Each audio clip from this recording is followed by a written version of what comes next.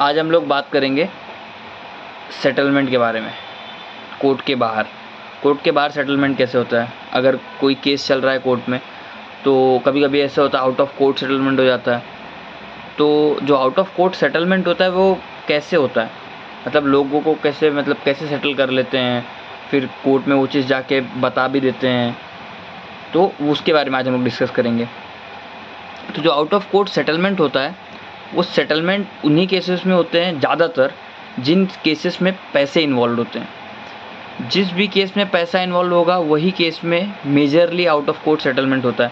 क्योंकि अगर समझो कि मैंने किसी का मर्डर कर दिया और मर्डर करने के बाद में जिसका मैंने मर्डर किया उसके फैमिली वालों से जाके मैं सेटल कर लूँ कि अरे ऐसा ऐसा चीज़ हो गया था, ऐसे ऐसे सर्कमस्टांसेस आ गए थे जिसकी वजह से मुझे इसको मारना पड़ा और मुझे माफ़ कर दो और अब अपना केस वापस ले लो, तो ये नहीं चलेगा, ऐसे नहीं होता है, ये नहीं कर सकते आप। लेकिन समझो कि मैंने किसी से 10 लाख रुपया लिया था और मैं उसका 10 लाख रुपया वापस नहीं कर रहा हूँ। अब अगर मैं 10 लाख रुपया उसका वापस नहीं कर रहा हूँ तो वो जाएगा मेरे ऊपर केस कर देगा। केस कर दिया उसने कि इसने मुझसे ये चीज़ लिया था, इसकी वजह से मैंने इसको 10 लाख मुझे 10 लाख रुपये किसी वजह से मिला था और अब इस वजह से मुझे पैसा मेरा वापस नहीं कर रहा है और मैं इसके लिए केस किया है मैंने। तो ठीक है, अभी हियरिंग शुरू होगी। अब हियरिंग शुरू होगी तो मुझे पता चल गया कि मैं तो केस हार जाऊँगा क्योंकि मैंने पैसा लिया हुआ है सामने वाले से, तो मैं बचूँ कैसे। अब अगर वो कोर्ट में क्लेम कर रहा है तो वो पैसा अपना तो मांगेगा ही, उसके साथ साथ में इंटरेस्ट भी मांगेगा उसका, और इंटरेस्ट के साथ में कुछ कंपनसेशन भी मांगेगा कि एडवोकेट का फ़ीस दो वगैरह वगैरह वगैरह। और भी वो 10 लाख का कम से कम 15 से 20 लाख रुपया मांग सकता है मेरे से। तो इस केस में क्या होता है कि मैंने क्या सोचा कि मुझे 15-20 लाख रुपया देने से अच्छा है कि जो मेरा पैसा बनता है सिर्फ मैं उतना ही दे दूं। तो इसकी वजह से मैं जिसने मेरे ऊपर कंप्लेन किया था मैं उसके पास गया और मैंने बोला कि सेटलमेंट कर लेते हैं और आप केस विड्रॉ कर लो। तो फिर मैंने बोला ठीक है, उसने बोला ठीक है, और मैंने उसको बोला कि मैं आपको मोटा 12-13 लाख रुपया दे देता हूँ। 10 लाख मैंने लिया था और इंटरेस्ट जोड़ के 12-13 लाख रुपया होता है, तो उतना मैं आपको दे देता हूँ और आप केस विड्रॉ कर लो। और वो एग्री हो गया उस चीज़ के ऊपर। लेकिन अब एग्री हो गया, सेटलमेंट तो हो गया, लेकिन अब चलो मैंने केस, उस सामने वाले ने केस विड्रॉ भी कर लिया, उसने सेटल कर लिया, मतलब हम दोनों के बीच में सेटलमेंट हो गया कि मैं तेरे को दे दूँगा। तुमने बोला ठीक है। अब उसने गया और केस उसने विड्रॉ कर लिया। अब मैंने पैसा ही नहीं दिया उसको, बोला जब तो फिर से केस कर, मैं तेरे को नहीं दूंगा पैसा।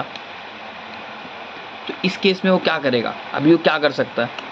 इसीलिए जब भी आउट ऑफ कोर्ट सेटलमेंट होता है ना, तो उसमें एक कंसेंट टर्म बनता है जो जिस पे दोनों लोग एग्री करते हैं और वो कोर्ट में जमा होता है कि बाय दिस, मतलब ये दोनों के टर्म्स हैं, ये दोनों के कंडीशंस हैं और ये दोनों एक दूसरे के टर्म्स एंड कंडीशंस को मान रहे हैं, इस वजह से मैं ये केस, जजमेंट होता है उसके ऊपर प्रॉपर। और जब वो जजमेंट होगा तो जजमेंट में उस कंसेंट टर्म को रेफ़र किया जाएगा और जब ऑर्डर पास होगा तो वो ऑर्डर है जजमेंट, तो उस ऑर्डर और जजमेंट में को एग्जीक्यूट करने के लिए, अगर मैंने पैसा नहीं दिया तो एग्जीक्यूट करने के लिए बंदा जा सकता है जिसने मेरे ऊपर कंप्लेन किया हुआ है। तो आउट ऑफ कोर्ट सेटलमेंट जो होता है वो ऐसे होता है। या तो एक और तरीका है, जैसे कि अब मैंने उसको बोल दिया कंसेंटम हमने कंसेंटम वगैरह नहीं फाइल कर रहे हैं, हम बोले कि तुम एक काम करो, तुम विड्रॉ कर लो, मैं तुमको पैसे दे देता हूँ। तो उन्होंने बोला ठीक है। अब मैंने क्या किया, मैंने ना 13 लाख रुपया उसके अकाउंट में ट्रांसफ़र कर दिया। उनको मैंने जितना भी पेमेंट करना था मैंने पेमेंट कर दिया। जब मैंने पेमेंट कर दिया अब वो विड्रॉ कर सकते क्योंकि उनका पैसा उनको मिल गया, तो अब कंसेंटम फाइल करने की ज़रूरत नहीं है। लेकिन अगर मैं उनको ऐसे बोल रहा हूँ, फ्यूचर प्रिजम्पशंस पे लेके जा रहा हूँ कि मैं तुमको फ्यूचर में पे कर दूंगा, 2 महीने बाद, 4 महीने बाद, 6 महीने बाद पे कर दूंगा, तो वो 2, 4, 6 महीना जो होगा ना उसके लिए कंसेंटम बनेगा कि मैं इनको 6 महीने के बाद पैसा पे कर दूंगा। और इन्होंने बोला एग्री करके कि हाँ 6 महीने बाद करेंगे चलेगा, लेकिन मुझे 6 महीने का इंटरेस्ट दे देना वगैरह वगैरह, जो भी उनकी टर्म्स एंड कंडीशंस होगी वो दोनों अपने टर्म्स एंड कंडीशंस पे एक एग्रीमेंट बनेगा, दोनों के टर्म्स एंड कंडीशंस लिखे जाएंगे और दोनों का उस पर सिग्नेचर होगा और वो कोर्ट में जमा होगा। और जब जज का ऑर्डर होगा तो वो ऑर्डर में वो चीज़ मेंशन की गई रहेगी कंसेंटम का। तो ये होता है आउट ऑफ कोर्ट सेटलमेंट ऐसे होता है। क्रिमिनल मैटर में भी होता है, लेकिन क्रिमिनल मैटर में भी वही मैटर्स होते हैं सेटल जो ग्रेव नहीं होते, ग्रेव इन नेचर नहीं होते, मतलब छोटे मोटे केसेस जो पेटी केसेस होते हैं उनमें, जिसमें मतलब मेजरली यही है, समझ लो कि जिस भी केस में क्रिमिनल हो सिविल हो पैसा इन्वॉल्व है, उस चीज़ में 90% केसेस तक में जो होता है तुम सेटलमेंट कर सकते हो। अब ऐसा नहीं है कि तुमने किसी का पैसा चोरी कर लिया और तुम जाके बोल रहे हो कि मैं तुम्हारा पैसा वापस कर रहा हूँ, ऐसे नहीं होता।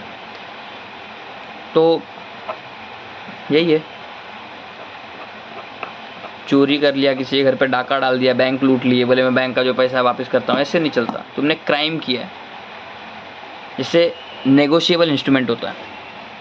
नेगोशिएबल इंस्ट्रूमेंट एक्ट पता होगा आप लोग को, वो भी क्रिमिनल केस में ही काउंट होता है, लेकिन उसमें सेटलमेंट हो जाता है।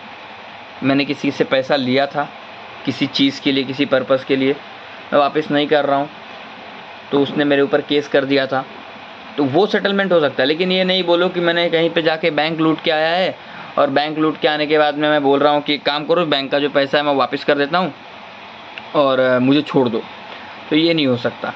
क्राइम किए हो तो सज़ा मिलेगी।